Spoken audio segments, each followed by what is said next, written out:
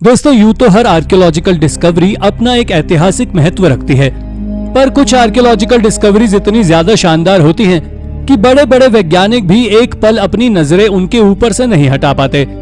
तो चलिए जानते हैं पिछले समय हुई कुछ ऐसी ही शानदार आर्कियोलॉजिकल डिस्कवरीज के बारे में हमारी इस वीडियो के जरिए।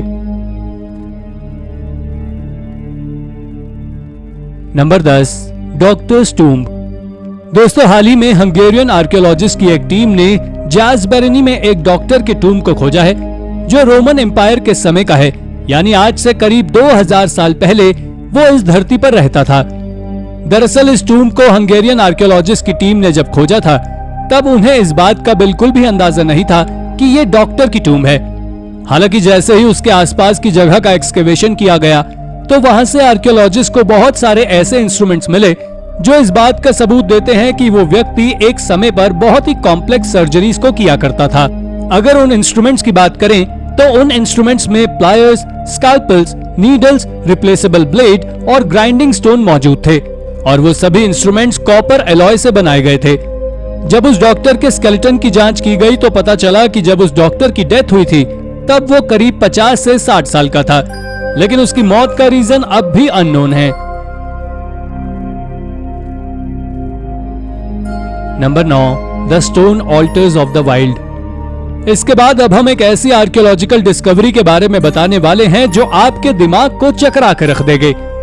दरअसल इटली के सिमिनी माउंटेन के निचले हिस्से में जंगली इलाके में कुछ एंशिएंट रिमेन्स मौजूद हैं जो अब तक पूरी तरह सुरक्षित है और उस जगह को सेल्वा डी मिलानो नाम से जाना जाता है। ये जगह पूरी तरह जंगली ओक्स और हेजलनट के बगीचे से भरी पड़ी है, लेकिन इन्हीं बीच स्टोन ऑल्टर्स भी मौजूद हैं जो बहुत ज्यादा रहस्यमयी है। इसके पीछे के रहस्य का मुख्य कारण ये है कि अब तक साइंटिस्ट इस बात का पता नहीं लगा सके हैं कि आखिर इन स्टोन ऑल्टर्स को किसने कार्व किया था। कुछ लोग जरूर ऐसा दावा करते हैं कि ये स्टोन ऑल्टर्स एट्रुस्कैन पीपल के द्वारा बनाए गए थे, लेकिन कोई भी इससे पूरी तरह सैटिस्फाइड नहीं है। Number 8, black Britain. ये ब्लैक ब्रिटेन्स आज से करीब 10,000 साल पहले ब्रिटिश आइल्स पर रहा करते थे, जिनके बारे में साइंटिफिक रिसर्चेस इस बात का सबूत देती हैं कि ये मॉडर्न ब्रिटेन के लोगों के पूर्वज हैं। मुझे पता है कि शायद ही आप इस बात पर भरोसा कर सकें, लेकिन आप जान लें कि मॉडर्न स्टडी यही बताती है कि आइस एज के बाद के ब्रिटेन पीपल भी काली स्किन के हुआ करते थे।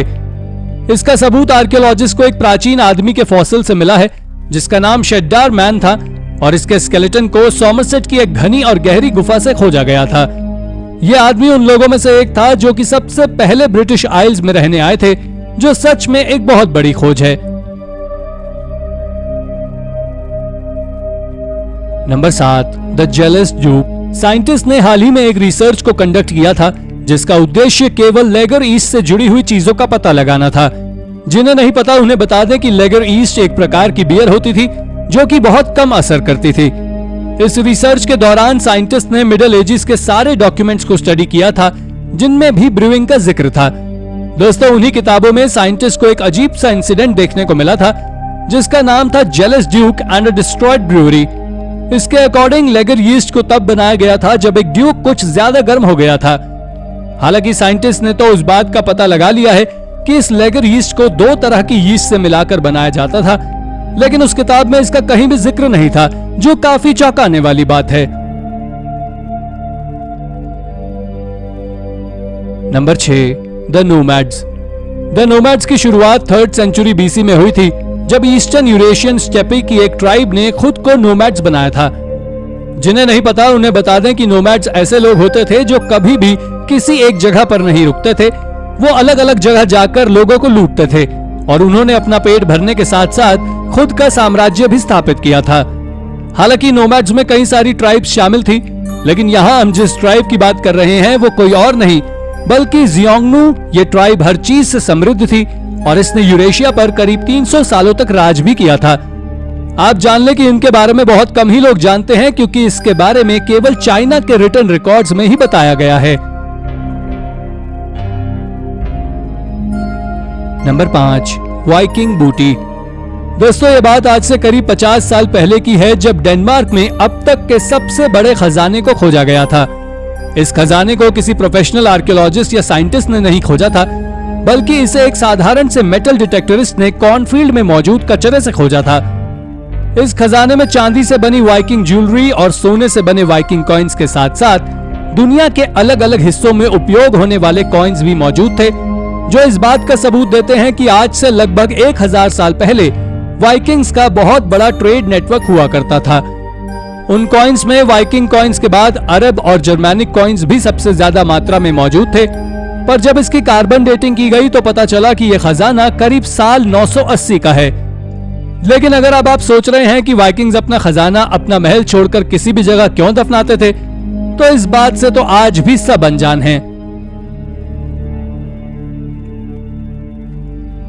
Number 4, the lost Roman villa. दोस्तों, इंग्लैंड के रटलैंड में आर्कियोलॉजिस्ट की एक टीम ने एक अजीबोगरीब खोज की है। दरअसल उन्होंने एक किसान के खेत के नीचे से रोमन मोज़ेक को खोजा है, जो कि रोमन विला का ही एक भाग है। ये पहले ऐसे मोज़ेक थे जो दुनिया भर में प्रसिद्ध पोयम लिलियाड को दर्शाते हैं, जिसे होमर नाम के एक फेमस राइटर के द्वारा लिखा गया था। एक्सपर्ट्स का कहना है कि यूके में पहली बार कुछ ऐसा अद्भुत खोजा गया है जिसके बारे में शायद किसी ने कल्पना तक ना की थी। ये रोमन पीस एंशिएंट टाइम्स के खूबसूरत आर्टवर्क को भी दर्शाता है। इस मोज़ेक में एचलीस के आखिर युद्ध का वर्णन भी है, आप साफ तौर पर यह देख सकते हैं। इसी कारण से इस खोज को यूनिवर्सिटी ऑफ लेसेस्टर के द्वारा हैंडल किया गया था, जो आज के समय बहुत बड़ी डिस्कवरी का हिस्सा बनी हुई है। हालांकि अभी उस रोमन विला के एक्सकेवेशन का काम शुरू है, लेकिन इस मोज़ेक से आप इस बात का अंदाजा तो लगा ही सकते हैं कि जब यह मोज़ेक इतना ज्यादा सुंदर है तो विला कितना ज्यादा सुंदर होगा। नंबर 3, रेयर माया स्कल्पचर। हो ना हो आपको माया ट्रेन के बारे में तो जरूर पता होगा, क्योंकि यही वो प्रोजेक्ट है जिसके दौरान मायान गॉड कवाई के काफी सारे स्टैचूज को खोजा गया था।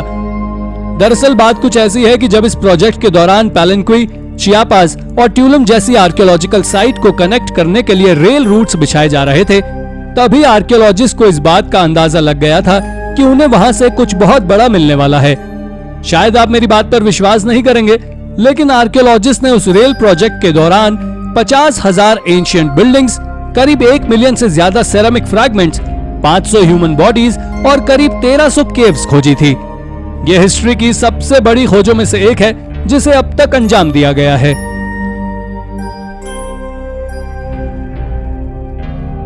Number 2, fountain of grape juice.